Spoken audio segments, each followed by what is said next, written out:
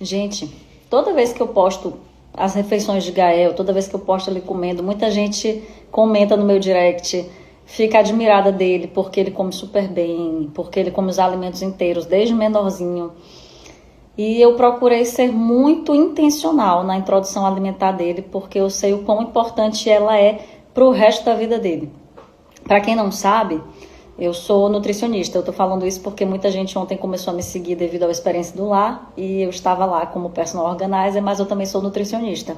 Eu nem gosto de aparecer aqui de pijama, nem sem maquiagem, sem nada.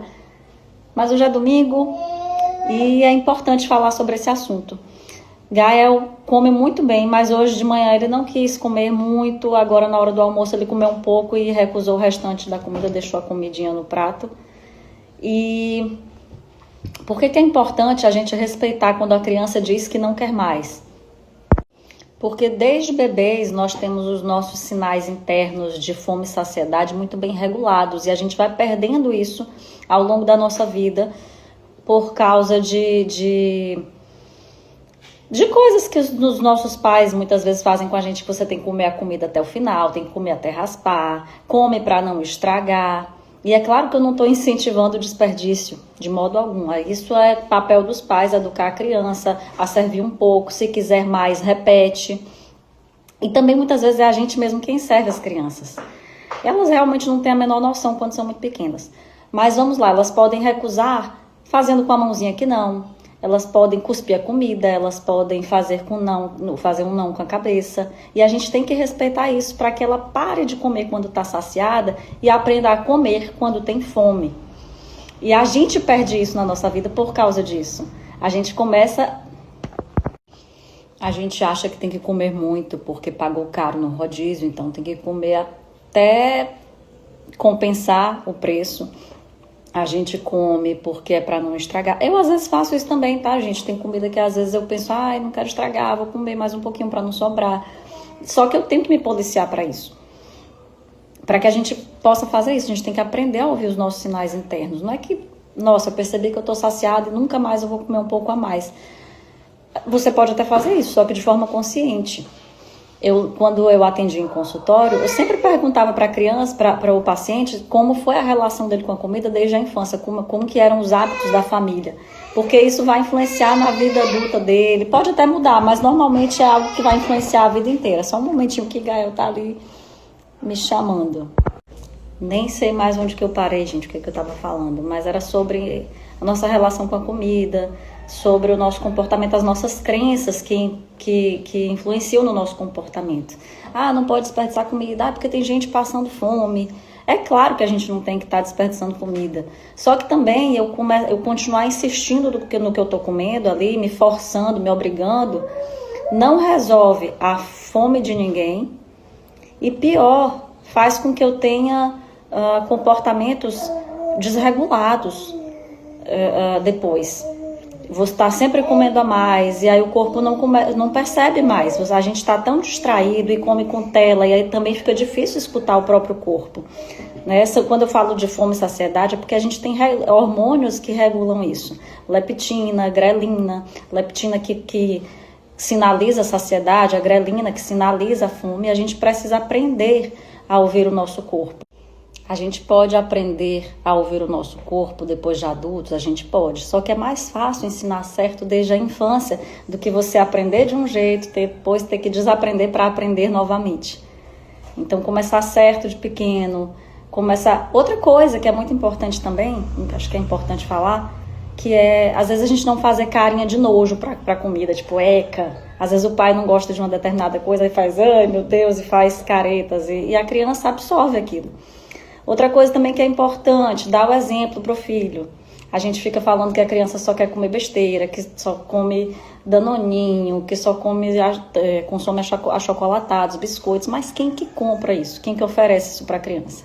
Às vezes eu estou no ambiente, aí eu levo para Gael iogurte natural de 2 ingredientes e as pessoas ficam, meu Deus, coitado desse menino. Bota uma fruta, bota um negócio, bota um mel. Aliás, ele ainda nem pode comer mel, até 1 ano não pode. E não tem nada a ver, ele come achando uma gente, eu poderia passar muito tempo aqui falando só sobre introdução alimentar. Já tinha pensado várias vezes em falar sobre esse assunto, mas é tão extenso É importante a gente não triturar tudo para a criança, não dar tudo muito amassadinho. Eu sei que muita gente faz isso. E tem coisa que a gente tem que ir sentindo a criança, cada criança é de um jeito. Eu comecei dando para Gaia, eu amassava muito superficialmente, eu ia sentindo, será que dá para amassar mais? Será que eu consigo agora dar mais inteiro? E ia ouvindo o meu feeling de mãe e observando, e assim eu ia avançando o mais rápido possível. É muito importante a introdução alimentar para a dentição da criança, para o desenvolvimento do alinhamento correto dos dentes, para que ele tenha força no maxilar, para a mastigação futura, Nossa, é muita coisa que envolve a introdução alimentar. Eu falei anteriormente sobre a questão do iogurte natural. E muita gente olha assim porque acha que... Porque a pessoa às vezes está com um paladar viciado em coisa muito doce, muito salgada, coisas com muito sabor, com ultraprocessados, que também são hiperpalatáveis. E aí a gente acha que a criança precisa disso, mas até a gente que é adulto tem que ter um paladar mais habituado a sentir e apreciar o sabor natural dos alimentos. Então, para ele, que nunca experimentou de outro jeito, ele tá achando ótimo. Para quem só tomava leite do peito, ele continua mamando também. Aliás, é outra coisa também, amamentar, que ajuda, eu acredito, na introdução alimentar, já que o leite do peito não tem um único sabor sempre, como é o caso da fórmula. De acordo com a alimentação da mãe, o sabor do leite também se altera. Quem tá aqui comigo? Tô falando de você, mamãe. Aqui, ó. Tô falando de você. E aí, outra coisa, a gente falando de sabor, que é importante, é usar temperos naturais, que nossa comida ela não precisa ser sem graça, mas também evitar de usar temperos prontos, como caldo quinoa, sazon, esses temperos que são ricos em vários aditivos químicos, dentre eles o glutamato monossódico, que vicia as nossas papilas, né? Faz a gente desejar sempre mais e mais, comer mais. Tô com sono, mamãe, vamos me levar para dormir? Vamos? Mãe, já vai, amor.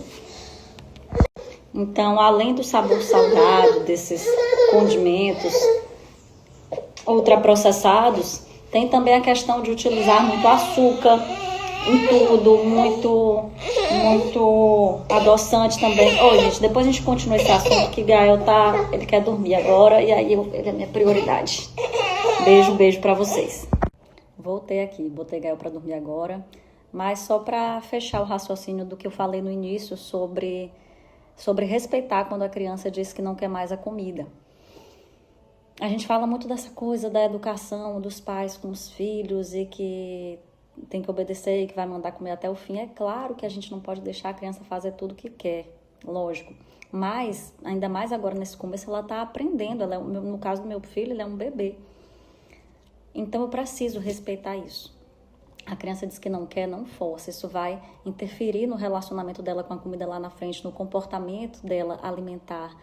Então, muitas vezes, a gente não sabe a hora de parar. A obesidade está aí, com as consequências que tem, com as consequências que trazem, que são terríveis. Hoje em dia, a gente tem mais gente com doenças, morrendo por obesidade do que por inanição. Então, é muito importante... Aliás, sobre essa coisa dos pais, é bem interessante porque eu ouço pessoas dizendo que não comem certas coisas porque os pais obrigavam, e da mesma forma também tem pessoas que comem justamente porque os pais obrigavam. Só que eu acho que a gente pode tentar lidar com isso de uma forma um pouco mais neutra e mais leve, principalmente quando os pais comem na frente da criança. Você pode oferecer várias vezes, a criança às vezes recusa um alimento porque não gosta, por exemplo, e se você força é muito mais difícil. Meu filho, por exemplo, ele gostou de tudo, mas ele não gostava de banana de jeito nenhum. E aí, para você concluir que uma criança realmente não gosta de um alimento, ela tem que provar aquilo entre 10 e 15 vezes para dizer que não gosta. E ele provou muito mais que isso, sem medo de exagerar. Acho que eu ofereci banana para ele pelo menos umas 50 vezes até ele começar. Só que eu oferecia, eu não forçava. São coisas diferentes. E voltando ao que eu ia falar, que é não usar de subterfúgios com a criança, ficar fazendo aviãozinho, ficar insistindo para ele comer mais um pouco, ficar tentando distrair a criança. Aliás, distrair é uma das coisas piores que tem para fazer com que a pessoa coma além do que deveria. Por isso que a gente fala que quando a gente come assistindo televisão, é uma distração e a gente acaba não percebendo os sinais de saciedade. E aí a gente acaba comendo muito mais. Come assistindo, vendo tela, acaba comendo muito mais, se distrai. E aí o cérebro está concentrado numa coisa e não percebe o corpo. Porque a sua atenção tá dividida, está fragmentada. Então, não usar de subterfúgios, respeitar a criança. Acho que teve outra coisa que eu queria falar, que é oferecer os alimentos inteiros também, porque muitas vezes você vai processando tudo, amassando tudo, e aí esconde os temperos, e a criança ela precisa ver o alimento, conhecer, para que lá na frente ela não tenha dificuldade com aquilo. Você oferece tudo amassado, aí depois quer que a criança do nada goste da comida inteira. E também, não sei se eu falei disso agora há pouco, eu acho que eu não falei. Não usar a comida como recompensa, não usar a comida como moeda de troca. A criança tá ali maiorzinha e a gente quer insistir que ela coma comida e fica falando que só vai dar doce se ela comer tudo. E você fica barganhando com a criança e isso vai interferir no comportamento alimentar dela. Ela come além do que queria, ela usa a comida como recompensa e eu vou parar por aqui porque senão ia dar um assunto muito longo, muitos stories a mais, e aí deixa para um outro dia, quem sabe. Só mais uma coisa, eu tava vendo aqui meus vídeos agora e percebi que eu não toquei nesse ponto, que eu também não poderia deixar de trazer, já que eu comecei falando de tudo isso, que é quando a gente fica validando muito a criança por ter comido tudo. E que às vezes a gente fala, eu faço isso também, muito bem, você comeu tudo, mas não ficar usando isso como um reforço positivo de nossa, olha como ele come muito, meu filho come super bem, meu filho é muito bom de boca, porque às vezes ele fica, eu já vi isso, eu já senti isso em mim mesma, na minha adolescência tinha gente que dizia, Mariana come muito e não engorda, e aí aquilo vira, você tá recebendo de certa forma ali um elogio, uma validação, e aí você reforça o comportamento para que você continue agindo daquela maneira, ou seja, comendo mais. Então, quando você fica todo o tempo batendo palminha, dando os parabéns porque a criança comeu muito, isso vai reforçar o comportamento